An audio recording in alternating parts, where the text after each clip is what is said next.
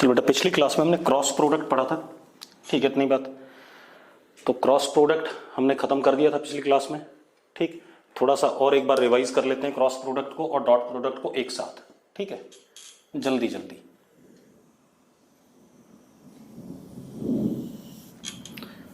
Dot product और इधर कैसा क्रॉस प्रोडक्ट।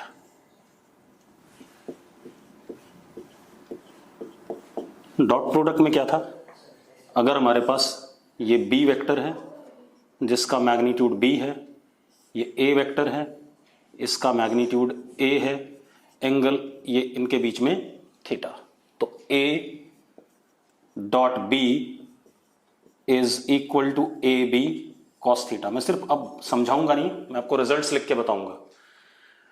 मैंने एक चीज और कही थी, A dot B can be written as B dot A, commutative कहा था। मैंने ये भी कहा था A dot B plus C is equal to A dot B plus A dot C, distributive, ठीक है। दूसरी चीज हमने प्रोजेक्शन लेंथ निकाली थी। अगर मैं इससे इसके ऊपर परपेंडिकुलर ड्रॉप करता हूं तो ये लेंथ हमारी थी B on A vector, B on A, ये वाली लेंथ। ये कितनी थी, बी ऑन ए आया था हमारा बी कॉस थीटा। और इसको हमने कैसे लिखा था, जिस वेक्टर का हम प्रोजेक्शन निकाल रहे हैं वो वाला वेक्टर, मैं रिजल्ट्स बता रहा हूं, अभी ध्यान रखना, हम प्रूव कर चुके हैं। जिस वेक्टर का हमने प्रोजेक्शन निकालना था वो वाला वेक्टर, और जिसके ऊपर निकालना था उसका यूनिट वेक्टर, इन दोनों का डॉट प्रोडक्ट। क्लियर है। इसी तरीके से अगर मैं ए ऑन बी निकालता हूं तो यहां से perpendicular, this is A on B, A on B is A cos theta. तो जिस वेक्टर का हमें प्रोजेक्शन निकालना है वो वाला वेक्टर, और जिसके ऊपर निकालना है उसका यूनिट वेक्टर, ये ए डॉट बी कैप, ये आ गया। फिर मैंने कहा था अगर मैं इसको एरो दे दूं तो ये हो जाएगा बी ऑन ए वेक्टर। तो बी ऑन ए वेक्टर किसके बराबर हो गया, ये वाली लेंथ कितनी, बी ऑन ए, ये लेंथ हो गई इसकी, और डायरेक्शन इसका किधर, ए कैप के अलोंग, तो ए कैप। इसी तरीके से अगर मैं इसको एरो दे दूं तो this becomes A on B vector, तो A on B vector is इसकी length, A on B length तो यही है। डायरेक्शन इसका किधर है, बी वेक्टर के अलोंग, तो यानी कि बी कैप। ये हमने किसके बारे में पढ़ा था, डॉट प्रोडक्ट के बारे में। अब आ जाते हैं, हम जल्दी समराइज करते हैं क्रॉस प्रोडक्ट को। ये हमारे पास बी वेक्टर, इसका लेंथ बी, ये हमारे पास ए वेक्टर, इसका लेंथ ए, और इनके बीच में angle theta. A cross B एक वेक्टर क्वांटिटी आती थी, suppose that is C vector. अब सी वेक्टर को हम लिख सकते हैं सी वेक्टर का मैग्नीट्यूड और उसकी डायरेक्शन सी कैप, ऐसे लिख सकते हैं। कोई भी वेक्टर मैग्नीट्यूड और उसका यूनिट वेक्टर मल्टीप्लाई कर दो तो वेक्टर आ जाता था। तो A cross B is equal to C vector. अब मैग्नीट्यूड कितना था, ए बी साइन थीटा, और सी कैप, ए की तरफ हाथ रखो राइट हैंड पाम, और किसकी तरफ घुमा दो, बी की तरफ। किधर आ रहा है, बाहर की तरफ आ रहा है, तो C cap is what, outwards, ठीक है, इतनी बात। फिर हमने एक चीज बोली थी कि A cross B is not equal to B cross A, कहा था ऐसा। ऐसा क्यों, समझ लो जरा। ए क्रॉस बी किधर आ रहा है, बाहर आ रहा है, और बी क्रॉस ए करें तो किधर आ रहा है, अंदर आ रहा है। तो दोनों की डायरेक्शन क्या है, अपोजिट है, हालांकि मैग्नीट्यूड क्या है, दोनों का सेम है। तो हम क्या कह सकते हैं, ए क्रॉस बी और बी क्रॉस ए बराबर नहीं है। लेकिन अगर आप देखो, बी क्रॉस ए अंदर की तरफ है और ए क्रॉस बी बाहर की तरफ है, दोनों की लेंथ सेम है, बस डायरेक्शन उल्टा है। तो हम ऐसा भी लिख सकते हैं, A cross B is equal to negative of what, B cross A, क्योंकि जैसे ही आप नेगेटिव लगाओगे जो अंदर वाला वेक्टर था वो किधर पलट जाएगा, बाहर पलट जाएगा, और लेंथ दोनों की क्या है, सेम है, डायरेक्शन भी क्या होगी, नेगेटिव लगते ही सेम हो गई। तो इन दोनों को क्या कह सकते हैं, बराबर। तो A cross B minus B cross A के बराबर होता है, ना कि बी क्रॉस ए के बराबर। क्लियर है। एक और चीज लिखी थी हमने, A cross B plus C is equal to A cross B plus A cross C. इसमें एक चीज का ध्यान रखना है कि आप ऑर्डर नहीं बदलेंगे, जैसा लिखा वैसे ए क्रॉस बी, ए क्रॉस सी, ठीक है। अगर आपने ऑर्डर बदला तो गड़बड़ हो जाएगा, ठीक है, इतनी बात, क्योंकि तब साइन क्या आ जाएगा, मतलब ये दोनों बराबर नहीं होते। अगर यहां पर मैं सी क्रॉस ए लिखूं तो ए क्रॉस सी के बराबर नहीं है, ठीक है, इतनी बात। तो इसीलिए जैसा सीक्वेंस में लिखा है उसी तरीके से क्रॉस प्रोडक्ट में लिखेंगे। डॉट प्रोडक्ट में लिख सकते हो आप, क्योंकि ए डॉट बी और बी डॉट ए में कोई अंतर नहीं है। अब एक और चीज, हमने क्या कहा था कि अगर कोई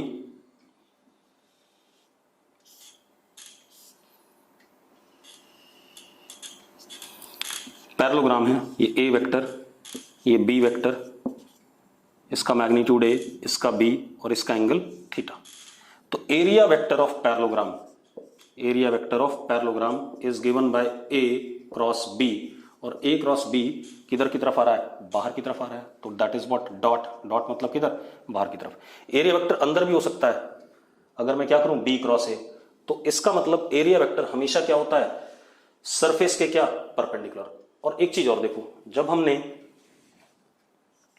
ए क्रॉस बी बोला था, इसको मैंने कहा था सी वेक्टर, कहा था, यहां पर देखो, तो जो हमारा सी वेक्टर था, सी वेक्टर कैसा था, सी वेक्टर कैसे आ रहा है, बाहर की तरफ। C vector perpendicular to plane of A vector and B vector, जिस प्लेन पे ए और बी वेक्टर है उनके क्या है, परपेंडिकुलर है। अगर इस प्लेन के ही परपेंडिकुलर, तो ए के भी परपेंडिकुलर और बी के भी इंडिविजुअली परपेंडिकुलर है, तो C vector perpendicular to A vector and C vector is perpendicular to B vector. इतना मैंने आपको पिछली क्लास में पढ़ाया था, ठीक है। अब ये दोनों हमारे हो गए वेक्टर मल्टीप्लिकेशन, ठीक है, इतनी बात। अब हम एक काम करने वाले हैं बेटा, अब जरा ध्यान देना, अब हम क्रॉस प्रोडक्ट पे कुछ सवाल करने वाले हैं, और डॉट प्रोडक्ट और क्रॉस प्रोडक्ट को मिला करके दोनों पे कुछ सवाल करेंगे, ठीक है। चल, सबसे पहला सवाल, मेरे पास एक पैरेललोग्राम है,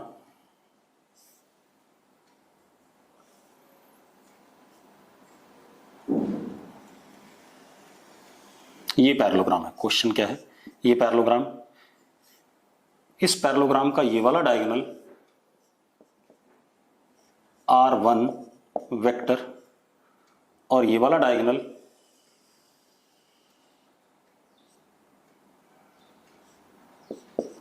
R2 वेक्टर, ठीक है, इतनी बात। ये वाली साइड A वेक्टर और ये वाली साइड B वेक्टर, ये दे रखा हमें, और ये दोनों डायगोनल दे रखे हैं, क्लियर है। अब मुझे क्या करना है, मुझे क्या प्रूव करना है, prove that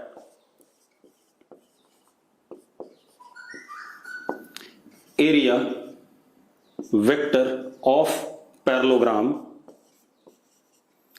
is equal to half R2 cross R1 vector, R2 cross R1 vector, ठीक है, ये प्रूव करना है। उससे पहले एक चीज बता देता हूं, ठीक है। आप ऐसे देखो, अगर मैं कहता हूं ए वेक्टर डॉट ए वेक्टर, क्या रिजल्ट आएगा, ये इंपॉर्टेंट है, ध्यान रखना। ए वेक्टर डॉट ए वेक्टर, इस सवाल को करने से पहले इधर देखें, सेम वेक्टर का डॉट प्रोडक्ट ले रहे हैं, तो ए वेक्टर ये रहा, और अगर मैं दूसरा ए वेक्टर बनाऊं तो सेम लेंथ का और सेम डायरेक्शन में, दोनों ए वेक्टर हैं या नहीं, ठीक है, इतनी बात, क्योंकि दोनों की लेंथ क्या है, सेम, दोनों का डायरेक्शन क्या है, सेम। तो अब हम क्या कर सकते हैं, डॉट प्रोडक्ट करते हैं, तो ए का मैग्नीट्यूड ए, इस वाले ए का मैग्नीट्यूड भी A, and what is angle between them, cos of zero, क्योंकि दोनों क्या है, पैरेलल हैं, पैरेलल वेक्टर्स हैं, तो उनके बीच में एंगल क्या हो गया, जीरो। कॉस जीरो की वैल्यू क्या होती है, 1 होती है, तो किसके बराबर आ गया, ए इंटू ए क्या हो गया, ए स्क्वायर, क्लियर है। तो अगर आप सेम वेक्टर्स का डॉट प्रोडक्ट करते हो तो उसके मैग्नीट्यूड का क्या आ रहा है, स्क्वायर आ रहा है, ठीक है, इतनी बात, ए स्क्वायर आ गया, ठीक। इसी तरीके से अगर मैं करता हूं ए क्रॉस ए, ए क्रॉस ए, अब जरा देखो, ए क्रॉस ए में ए का मैग्नीट्यूड ए, दूसरे वाले ए का भी क्या, ए, साइन 0 इनटू डायरेक्शन जो भी आएगी सी कैप मान लेते हैं, अभी देख लें कहां आएगी, ठीक है, इतनी बात। अब ए क्रॉस ए साइन 0, साइन 0 क्या होता है, 0 होता है, तो ये किसके बराबर जाएगा, नल वेक्टर के बराबर आ जाएगा।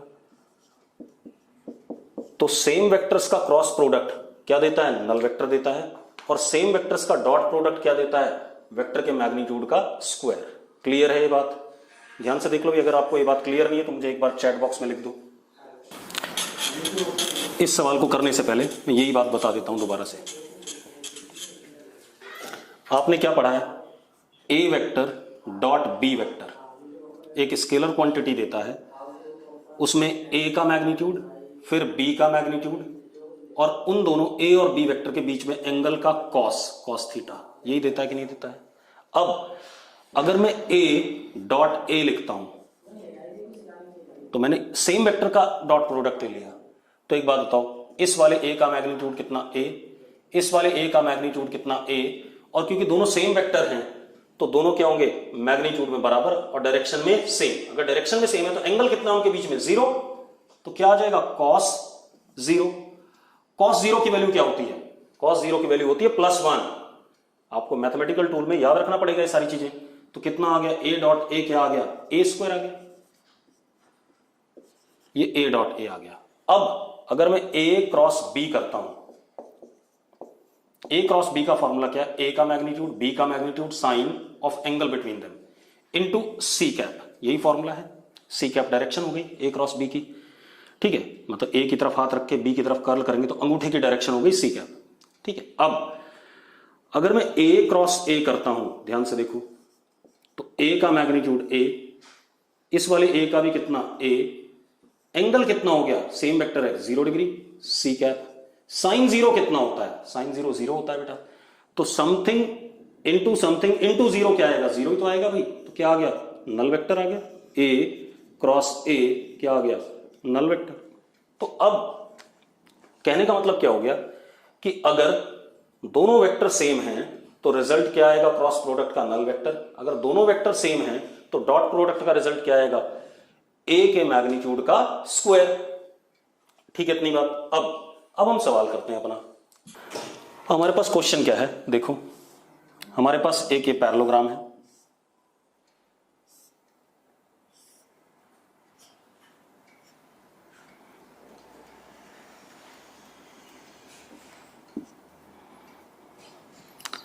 this is a vector, this is b vector, ये हमारे पास r1 वेक्टर डायगोनल और ये हमारे पास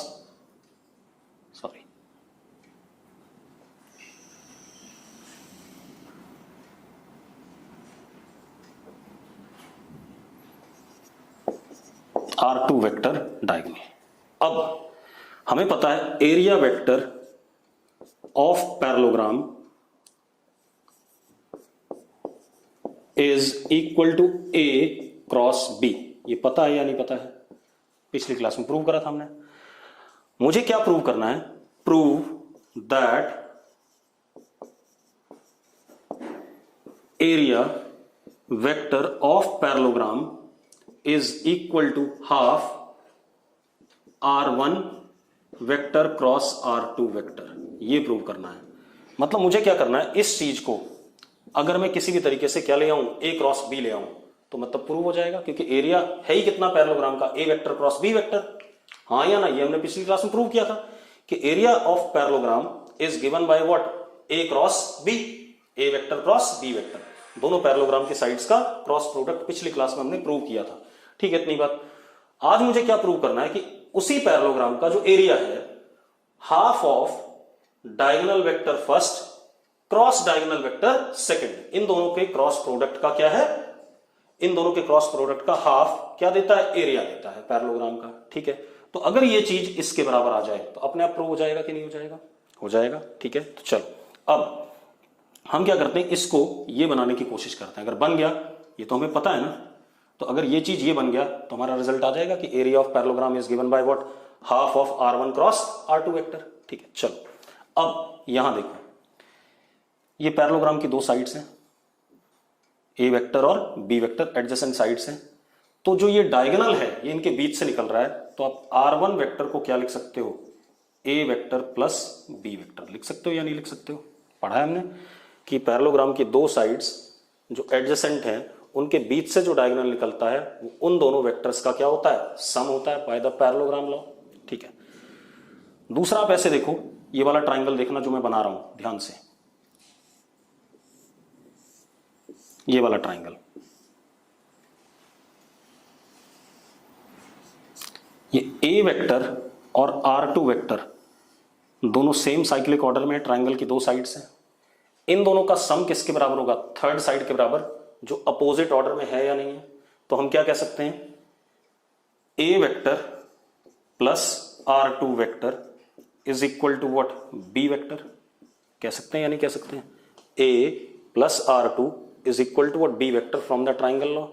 तो अब हम क्या कह सकते हैं? R2 vector is B vector minus A vector. लिखा जा सकता है, ऐसा लिखा जा सकता है, ठीक है। अब हम इस चीज को लेके चलेंगे, इसमें R1 की वैल्यू डालेंगे, R2 की वैल्यू डालेंगे, R1 की और R2 की। और अगर ये रिजल्ट इसके बराबर आ जाता है तो हमने प्रूव कर लिया कि area of parallelogram is given by half R1 cross R2। अगर आ गया रिजल्ट तो ठीक है, तो आएगा ही क्योंकि ये क्वेश्चन ही है।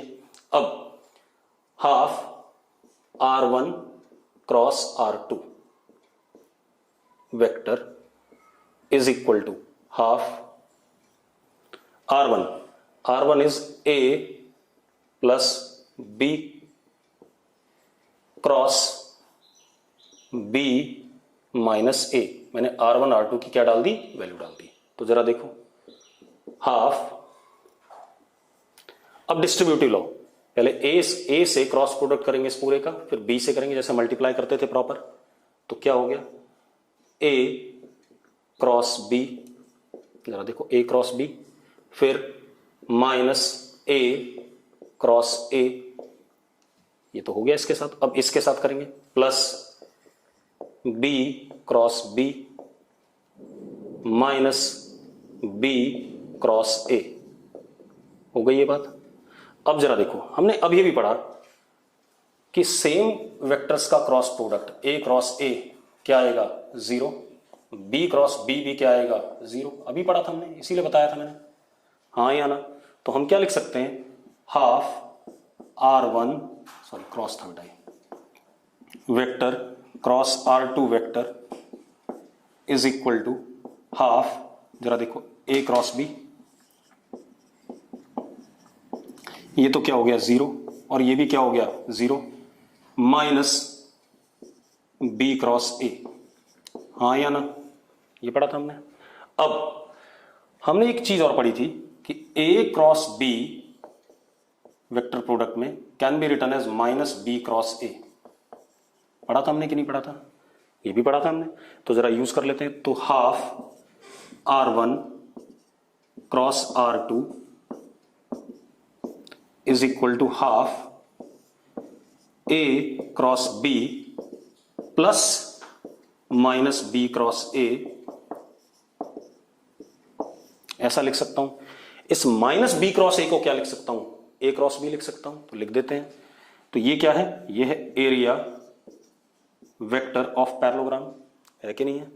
Is equal to half A cross B, ये तो यही रहा, प्लस इसको क्या लिख सकते हैं? Again A cross B। तो क्या लिख दिया हमने इसे? A cross B। तो A cross B plus A cross B क्या आ गया? 2A cross B। तो area vector is equal to half twice of A cross B। 2 से 2 कट गया, आपका कट गया। तो एरिया वेक्टर कितना आ गया आपके पास? एरिया वेक्टर अपने आप किसके बराबर आ गया? A cross B। प्रूव हो गया कि half of R1 cross R2 gives me what? Area of parallelogram which is A cross B।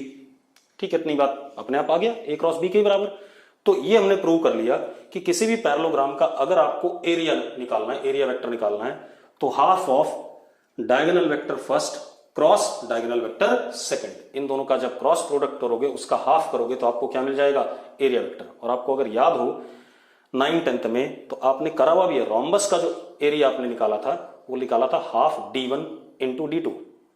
ठीक है, डायगोनल 1 इंटू डायगोनल 2। ठीक, ऐसा ही करा था रोम्बस के लिए। पैरेललोग्राम के लिए आपने ऐसा नहीं करा था। अब मैंने कर दिया A क्रॉस B, क्योंकि रोम्बस में दोनों डायगोनल्स के बीच में एंगल 90 डिग्री होता है। तो A का मैग्नीट्यूड A, B का मैग्नीट्यूड B, साइन 90 कितना? 1। तो इसीलिए वहां पर क्या करते थे? अपने आप आ जाता था वो रिजल्ट। क्लियर है इतनी बात? डायगोनल R1 और R2 के बीच में रोम्बस में एंगल क्या होता था? 90 डिग्री। रोम्बस में, ठीक है इतनी बात, तो अपने आप आ जाएगा। लेकिन अब हमने क्या देखा, कोई भी पैरेललोग्राम हो, half diagonal vector first cross diagonal vector second will give us what, area of parallelogram. अब अगर किसी को कोई दिक्कत हो तो तुरंत चैट बॉक्स में लिखो फटाफट। चलो फिर बता रहा हूं मैं। सबसे पहले हमारे पास सवाल क्या है, पहले ध्यान से देखना।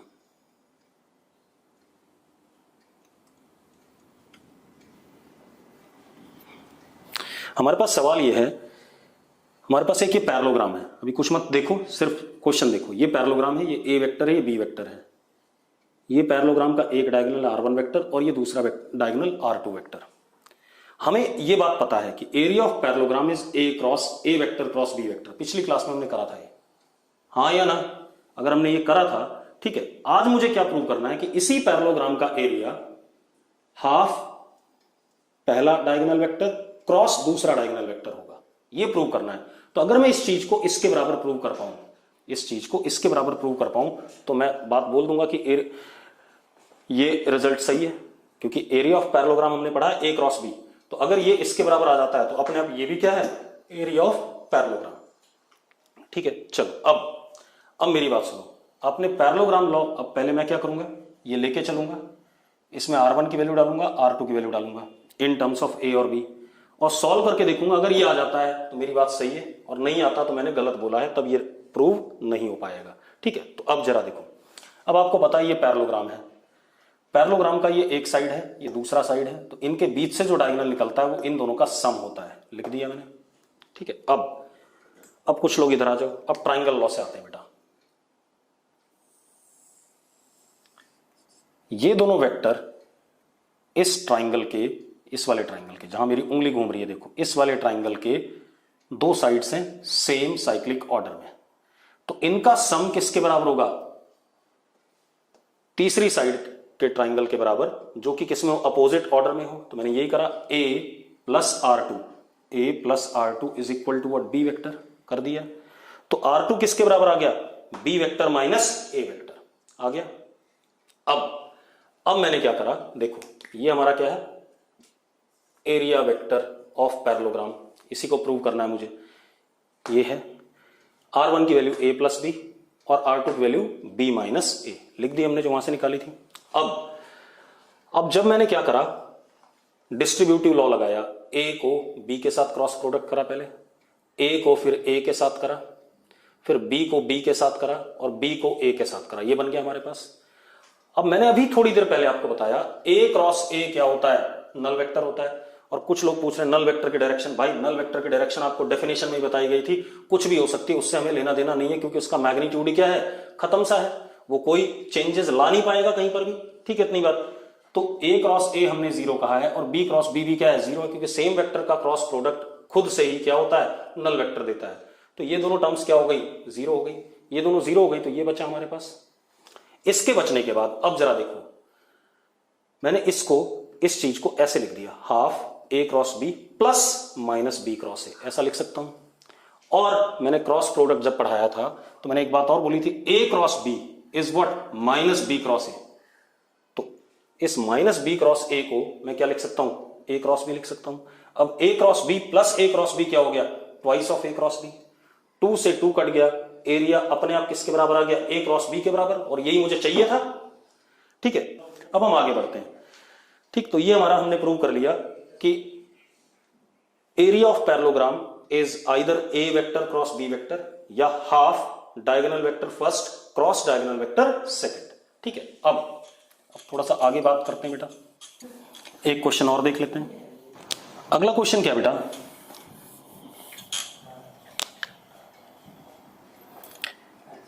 √3 times a dot b is equal to magnitude of a cross b। वो कह रहा है √3 times a dot b is equal to magnitude of a cross b। तो आपको क्या बताना है, find angle between a vector and b vector. चलो जल्दी से करो, चैट बॉक्स में डालो इसका आंसर जल्दी।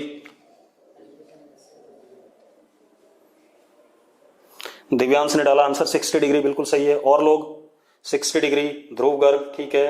आगे और 60 डिग्री रुद्र, ठीक है। नेक्स्ट 60, ठीक है। 60, ठीक है, ठीक है, ठीक है। बस अब रुक जाओ, यानी कि 60 आ रहा आप लोगों को, बस रुक जाओ, मत डालो मत डालो मत डालो, हो गया हो गया। चलो अब देखो क्या हो गया बेटा, मैं कर देता हूं। √3 a dot B is what, A का मैग्नीट्यूड, बी का magnitude and cos theta. A cross B, A का मैग्नीट्यूड, बी का मैग्नीट्यूड, साइन थीटा। सिर्फ मैग्नीट्यूड था यहां, तो डायरेक्शन लिखने की जरूरत नहीं है, ठीक है। तो ए बी से ए बी कट जाएगा, तो क्या आ गया, tan theta is equal to √3, यानी कि theta is equal to what, 60 degree. Clear है इतनी बात, ठीक। कोई इश्यू है इसमें? चलो ये आ गया हमारे पास, मिटा दें इसे। इसके बाद अब थोड़ा सा हम अलग बात करेंगे, ठीक है। अब जरा ध्यान देना, जैसे मैंने आपको क्या कहा था कि यूनिट वेक्टर की कहानी की बात करते हैं दोबारा से, ठीक है। जैसे हमारे पास ये बोर्ड है, दिस इज बोर्ड सपोज, ठीक है, इतनी बात।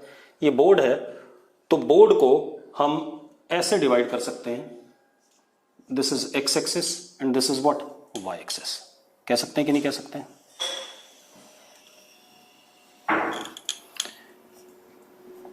मतलब कोई भी प्लेन सरफेस को हम एक्स एक्सिस वाई एक्सिस या वाई एक्सिस जेड एक्सिस या जेड एक्सिस एक्स एक्सिस, मतलब हम plane surface can be divided into divided by 2 coordinate axis। Plane surface को हम 2 कोऑर्डिनेट एक्सिस से डिवाइड कर सकते हैं। क्लियर है? अब इसमें हमने कन्वेंशन माना हुआ है। अब यहां पर देखो, जब हम किसी भी प्लेन सरफेस को 2 कोऑर्डिनेट एक्सिस के हिसाब से डिवाइड कर रहे हैं, ठीक है, इतनी बात। तो यहां पर हमारे दोनों कोऑर्डिनेट एक्सिस अब क्या हो जाते हैं, फिक्स हो जाते हैं, ठीक है, इतनी बात। कोऑर्डिनेट एक्सिस कैसे फिक्स्ड, इनको हम फिक्स करेंगे। ये हमारा ओरिजिन हो गया, ये हमारा क्या हो गया, ओरिजिन, ठीक है। This is positive x direction, this is positive x axis, आप तो पॉजिटिव एक्स एक्सिस बोलते हो, ठीक है। इधर क्या बोलते हैं हम, नेगेटिव एक्स एक्सिस, ठीक है। इधर क्या, पॉजिटिव वाई एक्सिस, इधर क्या, नेगेटिव वाई एक्सिस, ऐसे ही कुछ है, ठीक है। अब आप एक चीज देखो, इसकी लेंथ 0 से स्टार्ट हो रही है और एक्स एक्सिस कहीं तक भी हो सकता है, कहीं तक भी जा सकता है इधर की साइड। तो इस एक्स एक्सिस की लेंथ कितनी है, इनफाइनाइट। लेंथ कितनी है, इनफाइनाइट। लेकिन इसका डायरेक्शन किधर की तरफ है, इधर की तरफ है, फिक्स हो गया, डायरेक्शन इधर है, ठीक है, इतनी बात। तो हमने इसके एक्स एक्सिस के ऊपर 1 यूनिट लेंथ को, कितना, 1 यूनिट लेंथ को अगर मैंने ऐसे एरो दे दिया तो एक वेक्टर बन गया है। कैसा वेक्टर, यूनिट वेक्टर, क्योंकि इसकी लेंथ कितनी है, 1 यूनिट है और डायरेक्शन इधर की तरफ है, तो इसको हमने क्या कह दिया, यूनिट वेक्टर, क्योंकि इसकी लेंथ क्या है, 1 यूनिट और डायरेक्शन इधर की तरफ है। अब एक्स एक्सिस के यूनिट वेक्टर को जो पॉजिटिव साइड में है उसको हम किससे रिप्रेजेंट करते हैं, आई के ऊपर कैप। किससे रिप्रेजेंट करते हैं, आई कैप से। क्लियर इतनी बात। सिमिलरली अब अगर यहां पर मान लो एक्स एक्सिस के ऊपर 1 यूनिट 1 यूनिट 1 यूनिट, कितना हो गया यहां से यहां तक, 3 यूनिट। तो अब इसकी लेंथ कितनी हो गई, 3, और डायरेक्शन क्या है, आई कैप। तो ये जो वेक्टर हमारा बना यहां से लेके यहां तक, अगर ए कहता हूं मैं, तो O A vector is what, 3 I cap. कितना लिखा जाएगा, 3 आई कैप, क्योंकि इसकी लेंथ कितनी है, 3, और डायरेक्शन क्या है, आई कैप। ये फिक्स्ड वेक्टर कहलाता है। अगर आपने किसी भी प्लेन को का ओरिजिन फिक्स कर दिया, एक्स एक्सिस और वाई एक्सिस फिक्स कर दिया, तो ये फिक्स्ड वेक्टर्स हो गए। इनको अब आप हिला नहीं सकते, इनके हिसाब से आप नापोगे चीजों को। मतलब अगर मैं यहां पर ऐसे करके 5 यूनिट लेंथ लेता हूं और इसको एरो ऐसे देता हूं, अब एक बात बताओ, इसकी लेंथ कितनी है, 5, और डायरेक्शन किधर है, एक्स एक्सिस के अलाउंग। तो इस वेक्टर को अगर मैं इसको ए वेक्टर, बी वेक्टर कह रहा हूं, सॉरी, बी वेक्टर, तो इसको क्या कहूंगा, मैग्नीट्यूड 5 और डायरेक्शन किधर, आई कैप, तो this is what 5 I cap. Clear इतनी बात। तो इस तरीके से करना है। तो इधर अब ये ध्यान रखना कि हम पॉजिटिव एक्स एक्सिस को क्या यूनिट वेक्टर दे रहे हैं, पॉजिटिव एक्स एक्सिस को डायरेक्शन का यूनिट वेक्टर हमने क्या दिया, आई कैप। अब उसके ऊपर अगर लेंथ हम 5 लेते हैं तो वो वेक्टर क्या हो जाएगा, 5 आई कैप। लेंथ अगर हम 6 लेते हैं तो क्या हो जाएगा, 6 आई कैप। तो इधर की तरफ पॉजिटिव एक्स डायरेक्शन में जो यूनिट वेक्टर है it is what, I cap. अगर आप इस एक्स एक्सिस के ऊपर 10 यूनिट लेंथ लेते हो तो आप वेक्टर क्या लिखोगे, मैग्नीट्यूड 10 और डायरेक्शन क्या, आई कैप। 20 लेते हो तो 20 मैग्नीट्यूड आई कैप वेक्टर में कन्वर्ट हो गया। ठीक है, इतनी बात। अब इधर आ जाओ। अब अगर इधर वाले को हमने आई कैप कहा है, ये आगे है तो ये क्या है, पीछे है, तो पीछे वाले को हम क्या कहेंगे, माइनस आई कैप। इधर कोई भी चीज, जैसे मैंने कहा ये P है, कितना है, 4 यूनिट्स है मान लो, ऐसे O से P 4 यूनिट्स। तो जरा देखो ये वेक्टर क्या हो गया, OP वेक्टर इज 4, इसकी मैग्नीट्यूड हो गई। डायरेक्शन क्या है, माइनस आई कैप, तो इसको किससे मल्टीप्लाई करेंगे, माइनस आई कैप से, मतलब क्या हो गया, -4 आई कैप। ये क्या लिखा जाएगा, -4 आई कैप लिखा जाएगा। क्लियर है इतनी बात। ठीक, तो एक्स एक्सिस के पॉजिटिव डायरेक्शन में यूनिट वेक्टर हमने क्या कहा, आई कैप। नेगेटिव डायरेक्शन में हमने क्या कहा, माइनस आई कैप। अब अगर इधर लेंथ आप 10 यूनिट ले लेते हो इधर की तरफ तो आप क्या लिखोगे, -10 आई कैप। 20 ले लेते हो तो -20 I cap. 20 is magnitude and I cap is what, direction. इसी तरीके से पॉजिटिव साइड में वाई एक्सिस के हम यूनिट वेक्टर लेते हैं जे कैप। क्या लेते हैं, जे कैप। ये यूनिट वेक्टर हो गया। इधर क्या है, नेगेटिव साइड में माइनस आई कैप था इसका unit vector. Positive y axis में यूनिट वेक्टर को हमने नाम दिया क्या, जे कैप। अब अगर मैं इसके ऊपर मतलब इस पे 1 यूनिट लेंथ अगर है, 1 यूनिट, और इसको एरो ऐसे दे दिया तो ये क्या हो गया, वेक्टर जे कैप हो गया। ठीक है, अब इस पे अगर लेंथ में 5 ले लेता हूं तो क्या हो जाएगा, 5 जे कैप। 10 ले लेता हूं ऊपर की तरफ तो कितना, 10 जे कैप। ठीक है, इसी तरीके से नेगेटिव साइड में हमने इसको यूनिट वेक्टर दे दिया क्या, माइनस जे कैप। ये आ गया। ये तो हो गया प्लेन के ऊपर। इसीलिए जब आपने मैथ्स में पढ़ा था तो इसमें एक्स और वाई कोऑर्डिनेट दोनों क्या होते थे, पॉजिटिव, क्योंकि एक्स भी पॉजिटिव और वाई भी क्या, पॉजिटिव। लेकिन यहां डायरेक्शन भी देनी पड़ती है, इसकी डायरेक्शन इधर की तरफ है पॉजिटिव एक्स की, पॉजिटिव वाई की ऊपर की तरफ है। तो पॉजिटिव एक्स की डायरेक्शन कौन दिखाता है, आई कैप। पॉजिटिव वाई की डायरेक्शन कौन दिखाता है, जे कैप। ठीक है, इतनी बात। अब अगर इधर देखें, इधर माइनस आई कैप होगा डायरेक्शन, इधर क्या, जे कैप। तो इधर की तरफ अगर हमें देना पड़ेगा डायरेक्शन तो माइनस आई कैप से डिनोट करेंगे, इधर की तरफ किससे, प्लस जे कैप से। तो यहां एक्स नेगेटिव वाई पॉजिटिव, चलो मैं लिख देता हूं। चलो मैंने ऐसे लिखा, मान लो ये कोई पॉइंट है, ठीक है, आप ध्यान दो। ठीक है, ये पॉइंट है, ये 2 यूनिट है, इसको भूल जाते हैं थोड़ी देर के लिए, और ये 3 यूनिट है। तो इस पॉइंट को, ये पी है, ये ओपी वेक्टर है ना, ओपी वेक्टर।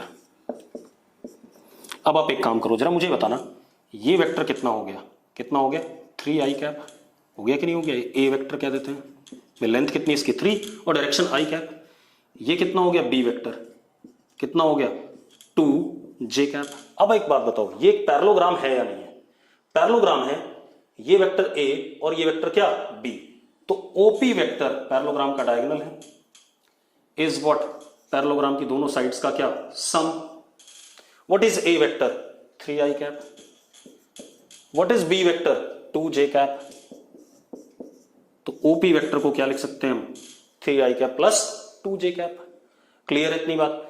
अभी इसको और करेंगे, अभी मैं इसको बताना नहीं चाहता था कि आप कैसे इस वाले को लिखते हो, लेकिन बस ऐसी आ गई ये बात बीच में।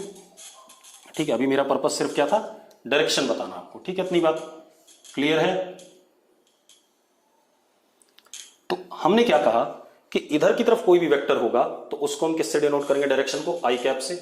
इधर की तरफ कोई होगा तो जे कैप से, इधर माइनस आई कैप से, इधर माइनस जे कैप से। कोई दिक्कत नहीं इसमें। अब मुझे बता दो कितने लोगों को ये बात समझ में आ गई। ये हमने नाम सिंबल्स दिए हैं आई कैप जे कैप। कोई ये मत पूछना कि आपने आई कैप जे कैप क्यों लिया, तो आपकी मर्जी है भाई, आप अपने नाम के हिसाब से ले लेना। मतलब इसको पारस कैप लिख लेना, इसको मानिक कैप लिख लेना, कोई फर्क नहीं पड़ता। इधर माइनस पारस कैप हो जाएगा, इधर माइनस मानिक कैप हो जाएगा। लेकिन पारस और मानिक सब लोगों को नहीं अच्छे लगेंगे, वो आई कैप और जे कैप ही अच्छे लगेंगे, ठीक है इतनी बात। तो उस तरीके से करेंगे। जरा मुझे बताओ कितने लोगों को ये बात क्लियर है। अब ये बात तो हो गई प्लेन के ऊपर, एक क्या कहते हैं प्लेन के ऊपर हो गई, ठीक, सरफेस के ऊपर, प्लेन सरफेस के ऊपर, ठीक है। वहां पर हम स्पेस को डिवाइड कर सकते हैं in according to 2 coordinate axes, ठीक है इतनी बात। आप लोग जरा चैट बॉक्स में लिखो कितने लोग एक क्यूबॉइड वाले कमरे में बैठे हैं, क्यूबॉइड या क्यूब वाले कमरे में, यस लिखो फटाफट। जितने लोग बैठे हो यस लिख दो। सब बैठे हैं, ठीक है भाई, सब क्यूबॉइड वाले कमरे में बैठे हैं ना, ठीक है।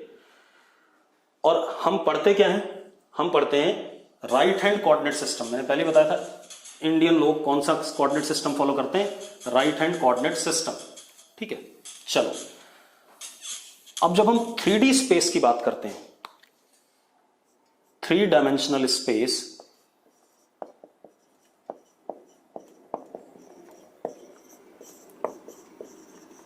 आपका जो भी कमरा है, ठीक है, तो जहां पर भी आप बैठे हो उसके किसी एक कोने को आप ओरिजिन मान लो। क्या मान लो? ओरिजिन, ठीक है इतनी बात। अब बोर्ड पे 3 डायमेंशन चीज तो दिखाना मुश्किल हो जाएगा, हाँ दिखा सकता हूं, दिखा सकता हूं। देखो मेरे पास कॉपी है, ठीक है, ये है, ठीक, ये मेरे पास क्या है, बुक है, दिख रहा है आप लोगों को, ये बड़ी समस्या। अब क्या कहानी है, देखो एक मिनट, मैंने क्या करा, इसको अपना ओरिजिन माना। दिख रहा है सबको? अगर दिख रहा बोर्ड लिख दो भाई। ये आपकी बुक है, थोड़ी सी बड़ी बुक ले लेता हूं मैं, ठीक है, थोड़ी सी और मोटी, चलो ये काम चला लेते हैं। ये हमारे पास ओरिजिन है, ठीक है। अब ये हमारा स्पेस था, तो मैंने क्या करा, इसको एक्स एक्सिस माना, इस लाइन को, इसको वाई एक्सिस माना जो पीछे पीछे है यहां पर, ठीक है, और ऊपर वाले को क्या माना, जेड एक्सिस माना। मतलब 3 डायमेंशन स्पेस, ठीक है इतनी बात, can be defined with 3, board पे ही बनाऊंगा, कोशिश करेंगे, कोऑर्डिनेट एक्सेस, 3 कोऑर्डिनेट एक्सेस, ठीक है इतनी बात। अब मैं बना रहा हूं, आप मुझे बताएंगे कि कौन सा सही है कौन सा गलत है। मैं x y z axes randomly बनाऊंगा, ठीक है इतनी बात। अभी तक 9th 10th में आपने रैंडमली बनाए भी हैं और आपने सबको सही माना है, लेकिन ऐसा है नहीं। एक्स वाई जेड एक्सेस जब आप बनाते हैं स्पेस में, तो आपको उनको एक सिस्टमैटिक वे में बनाना होता है। अगर आप रैंडमली बनाएंगे तो गलत होंगे। मैं बताता हूं कैसे। चलो आपको ये तो पता है, डॉट मतलब बाहर और क्रॉस मतलब अंदर, ठीक है। मैंने ये बनाया एक्स एक्सिस, ये बनाया Z axis,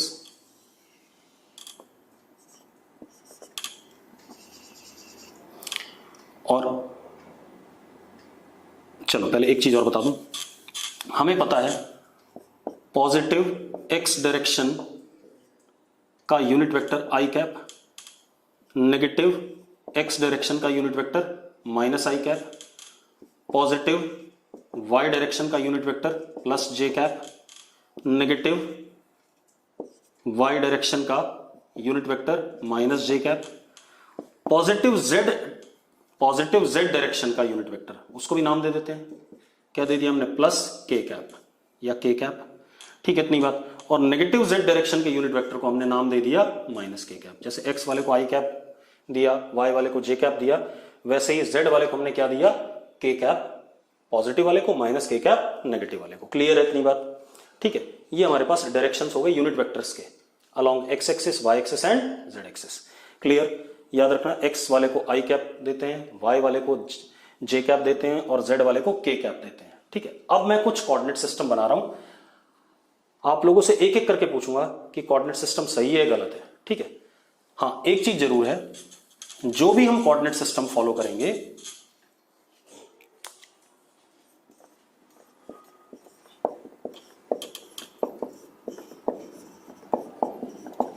coordinate system must ओबे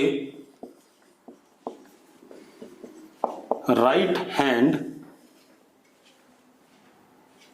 सिस्टम, क्योंकि हमने जो क्रॉस प्रोडक्ट पढ़ा था वो राइट हैंड सिस्टम से पढ़ा था। राइट हैंड कर्ल रूल या राइट हैंड थंब रूल कहते थे या राइट हैंड स्क्रू रूल कहते थे। ठीक है इतनी बात।